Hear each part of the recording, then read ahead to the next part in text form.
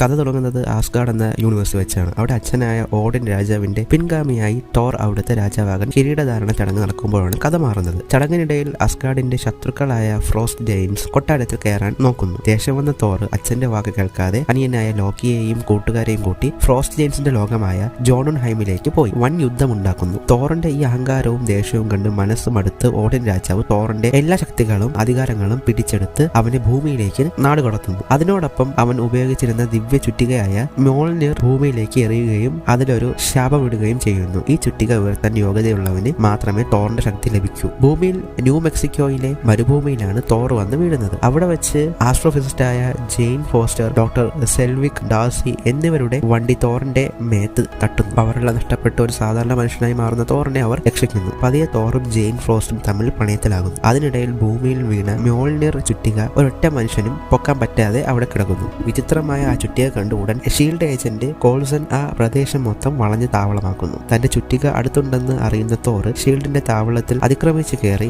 മോൾനിർ ഉയർത്താൻ നോക്കുന്നു. പക്ഷെ തനിക്ക് അതിനുള്ള യോഗ്യത നഷ്ടപ്പെട്ടതിനാൽ അവൻ എത്ര ശ്രമിച്ചിട്ടും ചുറ്റിക പൊക്കാൻ സാധിക്കുന്നില്ല. മാനസികമായി തകർന്നു നിൽക്കുന്ന തോറിന്റെ അടുത്തേക്ക് അനിയൻ ലോഗി വരുന്നു. ലോഗി തോറിനോട് പറയും, അച്ഛൻ ഓടിൻ മരിച്ചുപോയി, അമ്മ ഇനി നീ ഒരിക്കലും അസ്ഗാർഡിലേക്ക് തിരികെ വരരുത് എന്ന് പറഞ്ഞു. ഇത് കേട്ട് തോർ ആകെ തകർന്നു പോകുന്നു. എന്നാൽ യഥാർത്ഥത്തിൽ അച്ഛൻ ഓഡിൻ കോമയിലായിരുന്നു. താൻ അച്ഛന്റെ സ്വന്തം മകനല്ല, പണ്ട് ഫ്രോസ്റ്റ് ജെയിൻസിന്റെ രാജാവിൽ നിന്ന് ഓഡിനെ എടുത്തു വളർത്തിയ ദത്തുപുത്രനാണെന്ന് മനസ്സിലാക്കിയ ലോഗി അസ്ഗാർഡിന്റെ സിംഹാസനം സ്വന്തമാക്കാൻ വേണ്ടി കളിച്ച നാടകമായിരുന്നു ഇതല്ല. അസ്ഗാർഡിലെ അവസ്ഥ മനസ്സിലാക്കിയ തോറിന്റെ വിശ്വസ്തരായ 4 കൂട്ടുകാർ തോറിനെ രക്ഷിക്കാൻ ഭൂമിയിലേക്ക് വരുന്നു. കാര്യം പറഞ്ഞ ലോഗി തോറിനെ പൂർണ്ണമായും ഇല്ലാതാക്കാൻ വേണ്ടി അസ്ഗാർഡിൽ നിന്നുള്ള എന്തിനേയും തളയ്ക്കുന്ന കൂട്ടൻ മെറ്റൽ റോബോട്ടായ ഡിസ്ട്രോയർ ഭൂമിയിലേക്ക് അയക്കുന്നു. ഡിസ്ട്രോയർ വന്ന് നാട് മൊത്തം കത്തിച്ച് ചാമ്പലാക്കാൻ തുടങ്ങുന്നു. തനിക്ക് പവറൊന്നുമില്ലെങ്കിലും തന്റെ പ്രിയപ്പെട്ട ജെയിനെയും നാട്ടുകാരെയും രക്ഷിക്കാൻ തോർ സ്വയം ഡിസ്ട്രോയറിന് മുന്നിലേക്ക് നടന്നു ചെന്ന് വേണമെങ്കിൽ തന്റെ ജീവൻ എടുത്തോളാൻ പറയുന്നു. മറ്റുള്ളവർക്ക് വേണ്ടി സ്വന്തം ജീവൻ ബലികൊടുക്കാൻ കാണിച്ച ആ വലിയ മനസ്സും അഹംഭാവമില്ലാത്ത ത്യാഗവും കണ്ടതോടെ തോർ വീണ്ടും ആ ചുറ്റികയ്ക്ക് യോഗ്യനാകുന്നു. ആകാശത്ത് നിന്ന് മിന്നലോടുകൂടി പറന്നു വന്ന് മ്യോൾനിർ തോറിന്റെ കയ്യിൽ എത്തുന്നു. തന്റെ പഴയ പവറും ഡ്രസ്സും തിരികെ കിട്ടിയ തോർ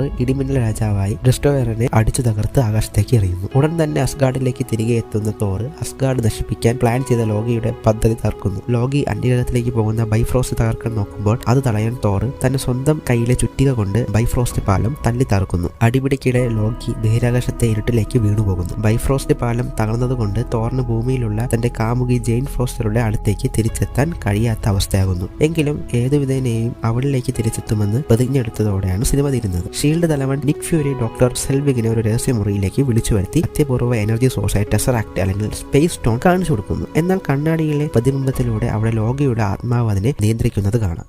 കഥ തുടങ്ങുന്നത് ആസ്ഗാർഡ് എന്ന യൂണിവേഴ്സ് വെച്ചാണ്. അവിടെ അച്ഛനായ ഓഡിൻ രാജാവിന്റെ പിൻഗാമിയായി തോർ അവിടുത്തെ രാജാവാകാൻ കിരീട